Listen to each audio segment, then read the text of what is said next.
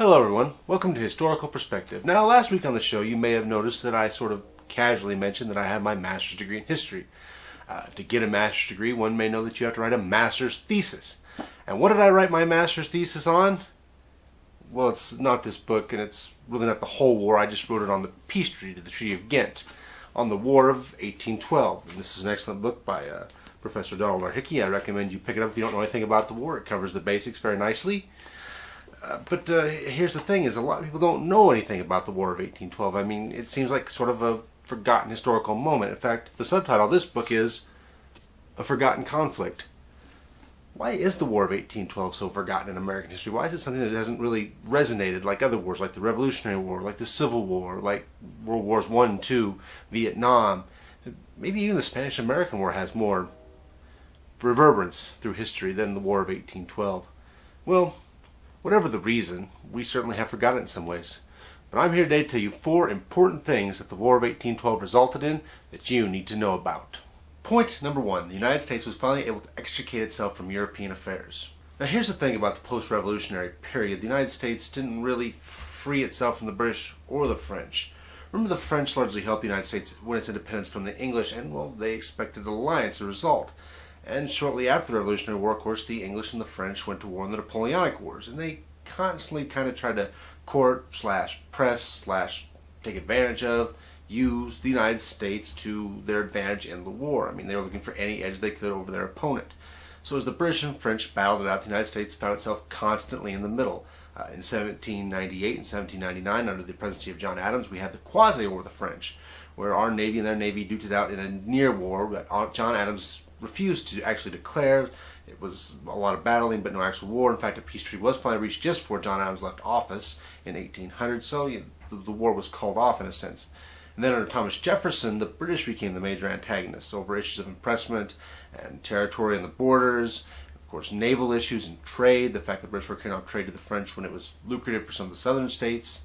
All these things kept the United States entangled with both the British and the French up until the War of 1812, where it sort of came to a head. The War of 1812 was a bit of a boiling over. I mean, the British had actually placated the United States shortly before the war actually broke out, but it didn't reach them in time, and they went through with it anyway because they were tired of being entangled with the British and the French. So this war was sort of the United States venting its frustrations, and though it didn't result in a major victory for either side and really a return to status quo, what it did result in was the United States finally finding a way to sort of get themselves out of British and French problems and foreign policy matters. Now, of course, the Napoleonic Wars ended, which is a big reason this finally came to an end, but it also helped the United States to show that they were willing to do what they had to do to get themselves out of these situations. Smarter minds would come in after this war got over. Lord Castlereagh in Britain, John Quincy Adams, who I'll talk about in a little bit, they came in, and these new people that came after the War of 1812 said it was foolish, realized it was foolish to fight. There was a lot of trade and a lot of money to be made, so there was no point in fighting when, hey, better results could be had. So, post-Napoleonic Wars, post-War of 1812, the United States was finally able to get itself out of these foreign entanglements that really dominate a lot of the governmental policy for the first 30 years after the Revolutionary War. Point number 2, John Quincy Adams saw a meteoric rise following the War of 1812. John Quincy Adams was one of America's most experienced diplomats at the time of the War of 1812, but he wasn't really all that popular back home. But however, helping to negotiate the Treaty of Ghent, a treaty that was seen as somewhat victorious for odd reasons, but reasons I'll get to, he was seen as somewhat heroic, and so he experienced a sort of upsurge in popularity at home and became Secretary of State under James Monroe, and he became president just a few years after the war ended. And from that position, John Quincy Adams was able to manipulate American foreign policy in a pretty important way, and this war is what sort of got him started. He understood Europe. He had been there for a good chunk of his life, spoke many languages, knew many diplomats. He was very experienced, and using this experience, he sort of got America away from European entanglements.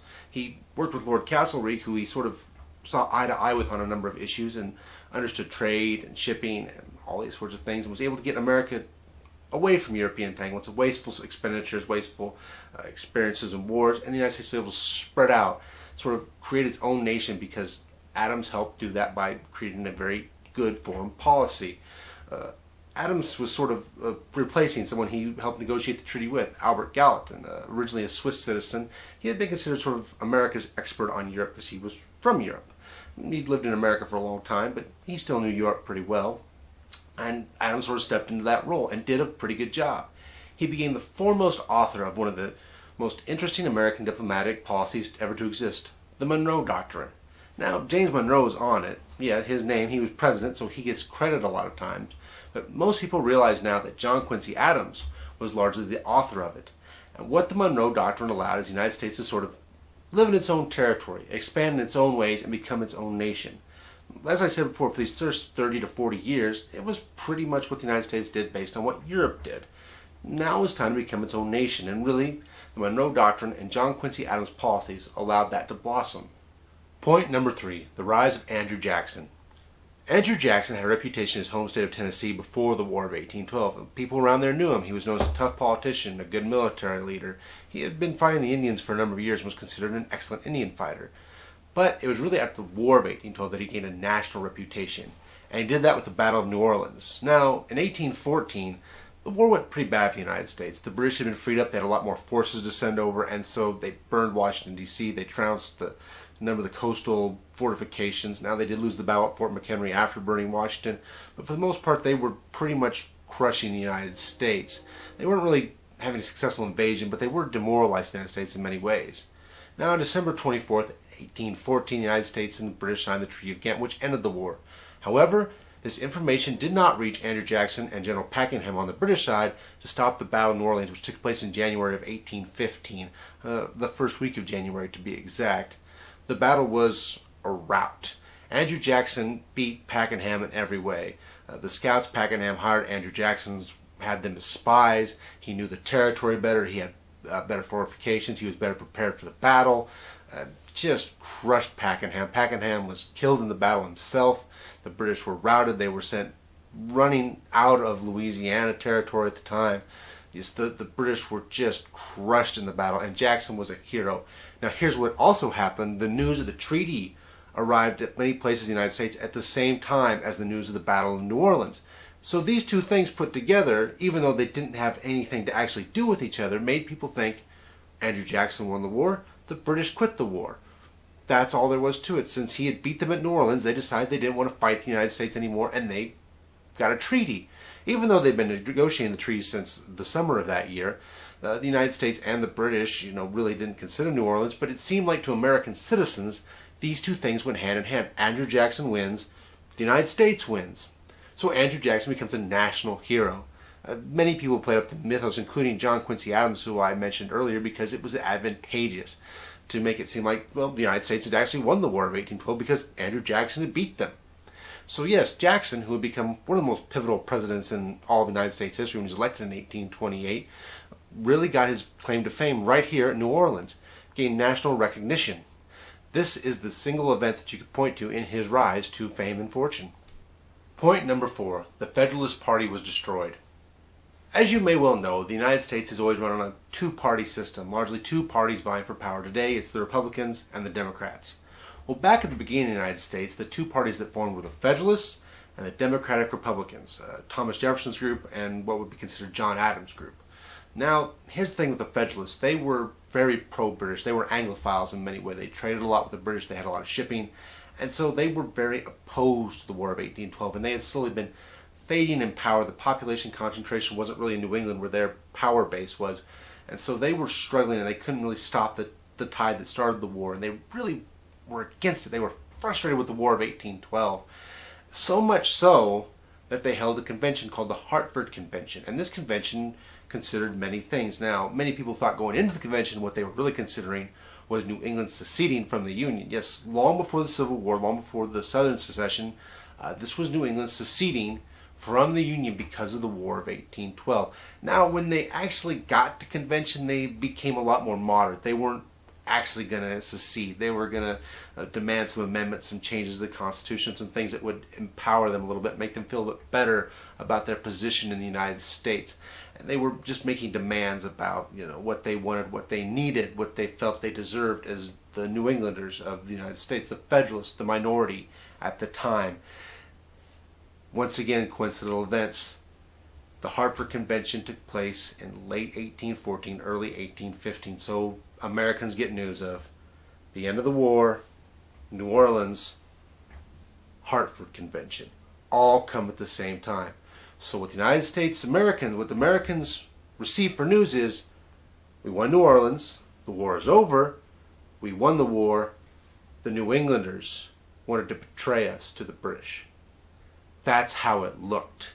It wasn't necessary. It wasn't that at all, actually. The Hartford Convention was boiling over with a lot of frustration, and it was actually, as I said before, completely modern in the end, though there were a lot of people who thought it was still about secession even after the reports of it had actually taken place.